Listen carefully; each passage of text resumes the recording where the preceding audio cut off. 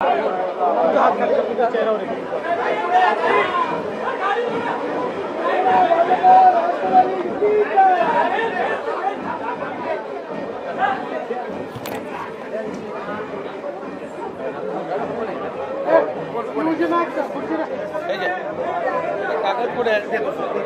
अभिनंदन. पियूजी ना खुर्ची पियूजी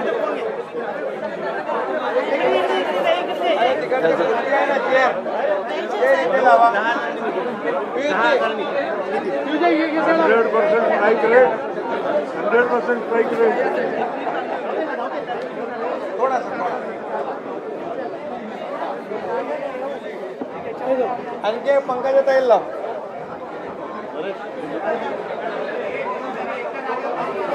सुरू करता सर तुम्ही बोलताय.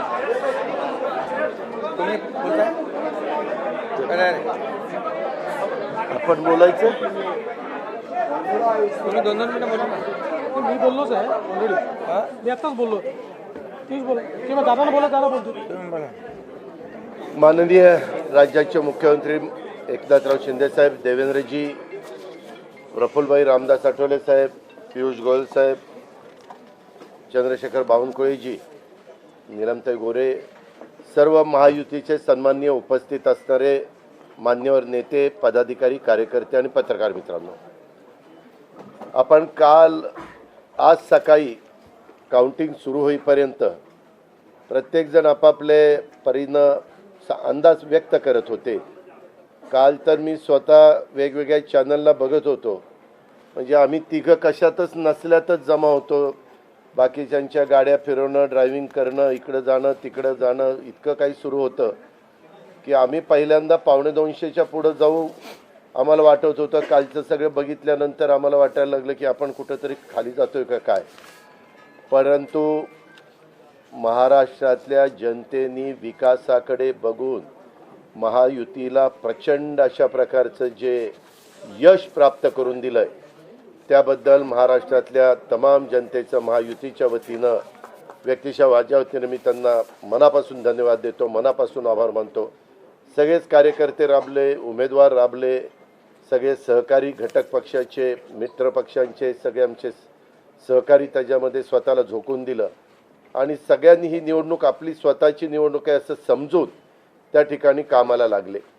आमच्या ज्या योजना होत्या, योजनांच्याबद्दल बरंच थोडीशी चेष्टा मस्करी करण्यात आली, आम्हाला त्याच्यामध्ये दोष देण्यात आला, आमची थोडंसं टीका टिप्पणी करण्यात आली की राज्य कंगाल केलं, अमुक झालं तमुक झालं. परंतु नंतर त्यांचे जाहीरनामे बाहेर आल्यानंतर आम्हाला ते दिसलं की हे काय चाललेलं आहे, कसं चाललेलं आहे, कुठलाही हिशोब न ठेवता अशा प्रकारचे जाहीरनामे बाहेर आले आणि आपण सगळ्यांनी त्या ठिकाणी पाहिलं. आम्ही मुळात काय केलं, लोकसभेच्या निवडणुकीच्या निमित्तानं आम्हाला मोठं अपयश आलं. म्हणजे महाराष्ट्रामध्ये आम्हाला तिघांनाही वाटलं नव्हतं की बाबा अशा प्रकारचं आपल्याला अपयश मिळेल, परंतु ते मिळालं. आम्ही ते मान्य केलं, त्याच्यातून आम्ही पुन्हा सावरण्याचा प्रयत्न केला. अर्थसंकल्प सादर करत असताना आम्ही सरकारमध्ये तिघांनी मिळून काही योजना जाहीर केल्या. त्या योजना इतक्या पॉप्युलर झाल्या, त्याच्यामध्ये लाडकी बहिणा म्हणजे गेम चेंजरच ती योजना झाली. अंडर करंट असा का बहिणींनी दाखवला की मी सगळे उताने पडले, सगळे आडवे झाले. एक माझं स्वतःचं स्पष्ट मत आहे, प्रत्येकाची वेगवेगळी मतं असू शकतात आणि उलट आमच्यावर आता जबाबदारी वाढलेली. कारण एवढ्या प्रचंड बहुमताने, म्हणजे मी तर जसा राजकारणात आलोय तसं 222 आणि 225 महायुतीला किंवा कुठल्याही आघाडीला महाराष्ट्रामध्ये तरी कधी असं यश मिळालेलं माझ्या तरी पाहण्यात नाही, माझ्या तरी ऐकवत नाही. कदाचित पूर्वीचा काळ वेगळा काँग्रेसचा असेल, त्यावेळेस कधी झालं असलं तर माहिती नाही, परंतु बाकीचे विरोधक नगण्य होते त्यावेळेसची गोष्ट.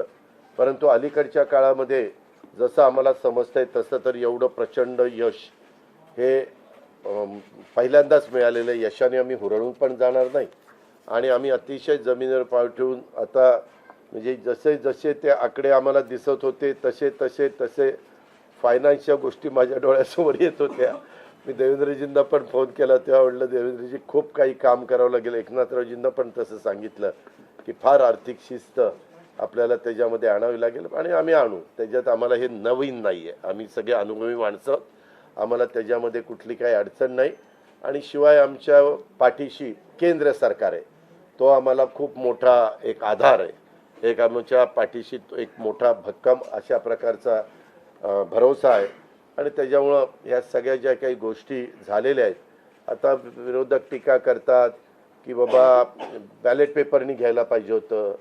मग बॅलेट पेपरने लोकसभेला पण घ्यायला पाहिजे होतं. लोकसभेचा निकाल लागला की तो बरोबर, आणि इथला निकाल लागला की मग बॅलेट पेपर यायला पाहिजे. मग मशीन काय EVM बरोबर नाही, असं नाही चालत. आता झारखंड पण आमच्या हातनं गेलंच ना, आम्ही कुठं काय म्हणतो.